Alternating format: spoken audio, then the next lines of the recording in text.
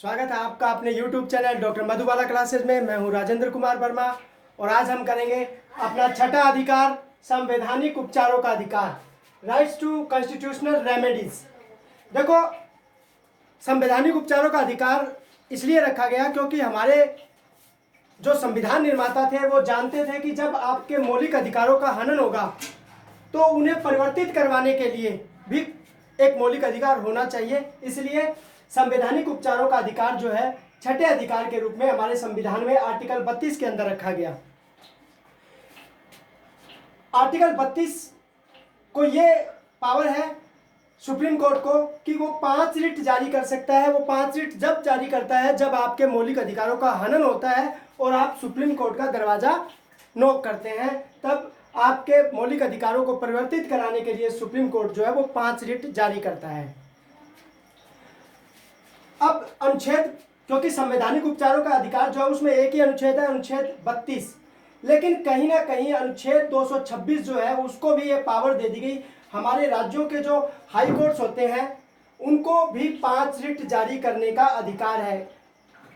हालांकि अनुच्छेद 32 अपने आप में एक मौलिक अधिकार है, लेकिन अनुच्छेद 226 जो है वो मौलिक अधिकार नहीं है, लेकिन फिर भी हाई कोर्ट को ये पावर दे दी गई है कि जब कभी किसी व्यक्ति के मौलिक अधिकारों का हनन होता है और वो हाई कोर्ट में जाता है तो हाई कोर्ट जो है आर्टिकल 226 के अनुसार 5 रिट जारी कर सकता है। जैसे आर्टिकल 32 के अनुसार सुप्रीम कोर्ट 5 रिट जारी करता है, वैसे ही हाई कोर्ट जो है वो भी 5 रिट जारी कर सकता है।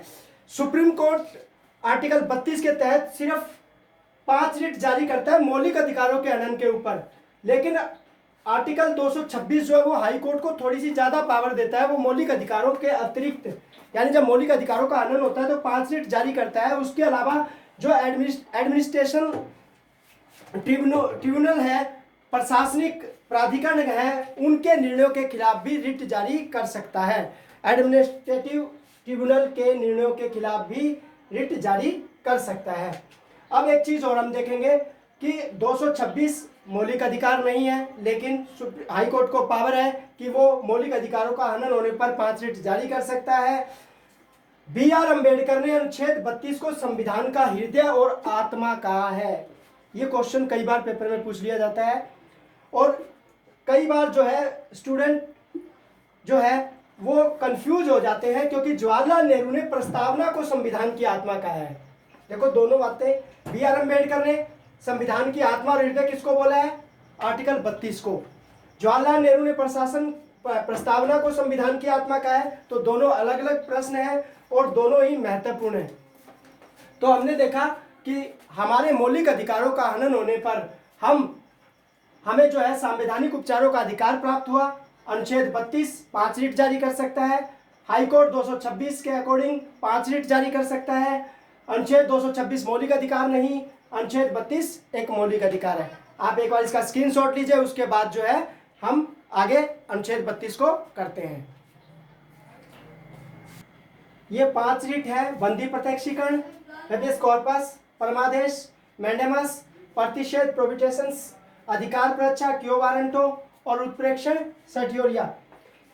ये पांचों जो रिट है हम इनको विस्तार से देखेंगे। एक बार आप इन 5 रिट का स्क्रीनशॉट लीजिए, उसके बाद पहले बंदी प्रत्यक्षीकरण देखते हैं। पहली रिट है बंदी प्रत्यक्षीकरण, अर्थात सशरीर प्राप्त करना या सशरीर न्यायालय में उपस्थिति। ये जो गिरफ्तार व्यक्ति है उनको प्रोटेक्शन देता है, साथ में जो गुमशुदा व्यक्ति होते हैं उनको बरामद करने के लिए भी ये रिट जारी की जा सकती है। ये रिट जो है वो सरकारी, निजी संगठन और प्राइवेट जो व्यक्ति है, जो साधारण व्यक्ति है, उनके विरुद्ध भी जारी की जा सकती है। सुप्रीम कोर्ट रिट जारी करके गिरफ्तार करने वाले पुलिस अधिकारी को आदेश दे सकता है कि वो जिस व्यक्ति को उसने गिरफ्तार किया है कारण बताए, या फिर उसे 24 घंटे के अंदर नज़दीक के न्यायालय में उपस्थित करे। इसमें जो यात्रा का समय है वो नहीं गिना जाएगा, और गिरफ्तार व्यक्ति को छोड़ने का आदेश दे सकता है यदि इसके पीछे कोई कारण नहीं है।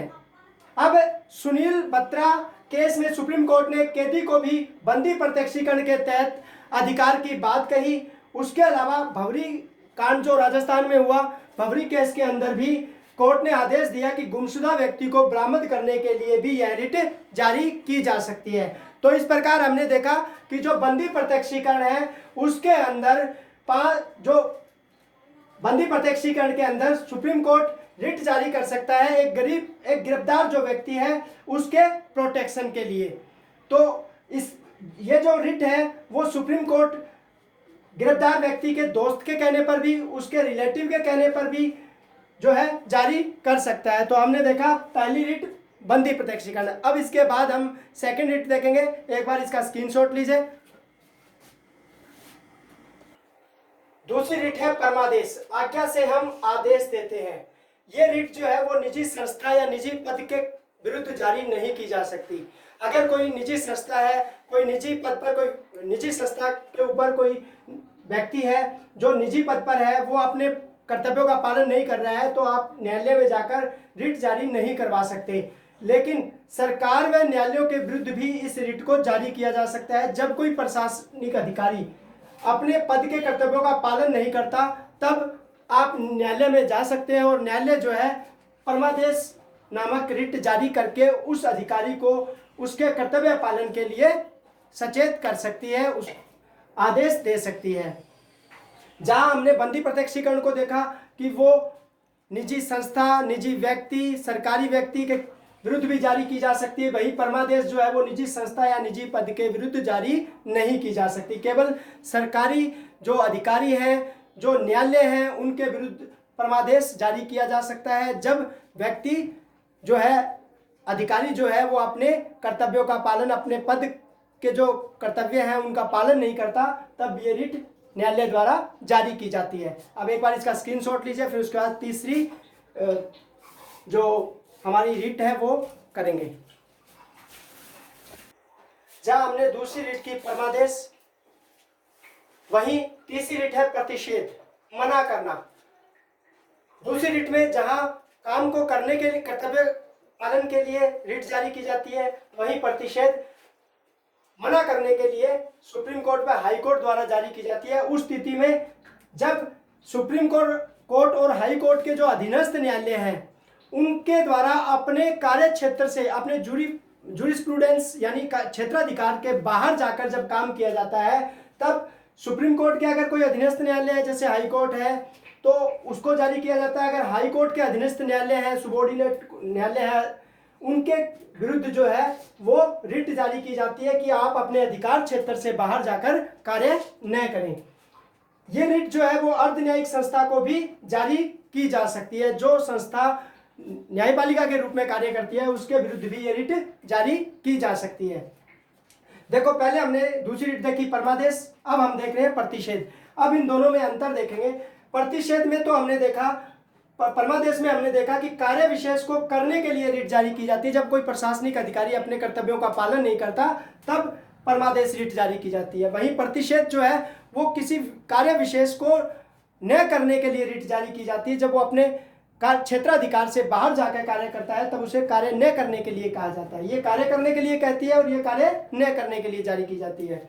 वहीं प्रशासन व न्यायालय दोनों के विरुद्ध ये रिट जारी की जा सकती है परमादेश, जबकि प्रतिषेध जो है वो सिर्फ न्यायालयों के लिए ही, न्यायालयों के विरुद्ध ही जारी की जा सकती है।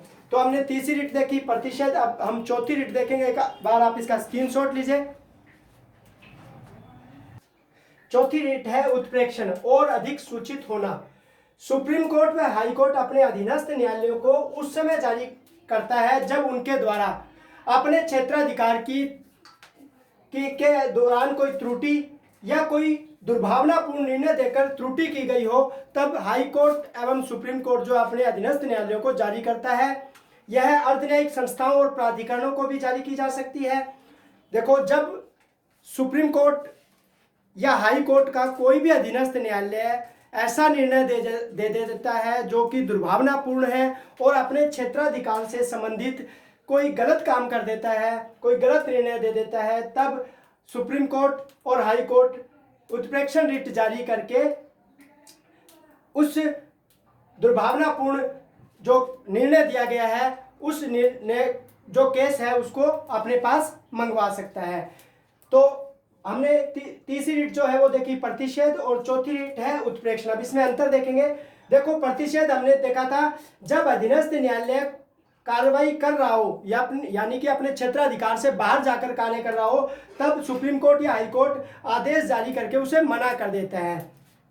वहीं उत्प्रेक्षण रिट जो है तब जारी की जाती है जब कार्यवाही पूरी हो जाती है, यानी निर्णय दे दिया जाता है, दुर्भावनापूर्ण निर्णय दे दिया जाता है, गलत निर्णय दे दिया जाता है, तब उत्प्रेक्षण रिट जारी की जाती है।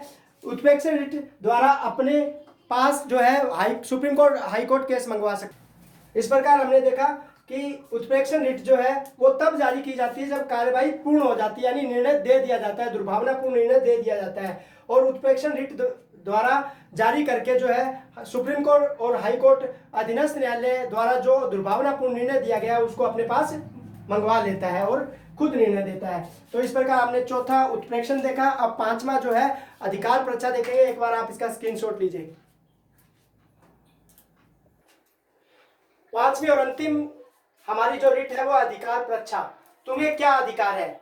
यह रिट व्यक्ति या निजी संस्था के विरुद्ध जारी नहीं की जा सकती, अर्थात सरकारी जो व्यक्ति है पदाधिकारी है उसके विरुद्ध ही जारी की जा सकती है। जब कोई सरकारी ऐसे पदाधिकारी के रूप में कार्य करने लग जाता है जिसके रूप में कार्य करने का उसे अधिकार नहीं होता, तब सुप्रीम कोर्ट या हाई कोर्ट उस पदाधिकारी को यह रिट जारी करके पूछ सकती है कि उसका पद धारण करने का आधार क्या है। तो इस प्रकार हमने अनुच्छेद 32 के तहत अनुच्छेद 32 के तहत 5 रिट देखी। इस प्रकार हमने आर्टिकल 32 में 5 प्रकार की रिट देखी और उम्मीद करता हूं कि आपको ये वीडियो पसंद आएगा। इसके बाद अब नेक्स्ट वीडियो जो हमारा होगा वो आपातकाल में मौलिक अधिकारों का जो निलंबन होता है उसके ऊपर होगा। धन्यवाद।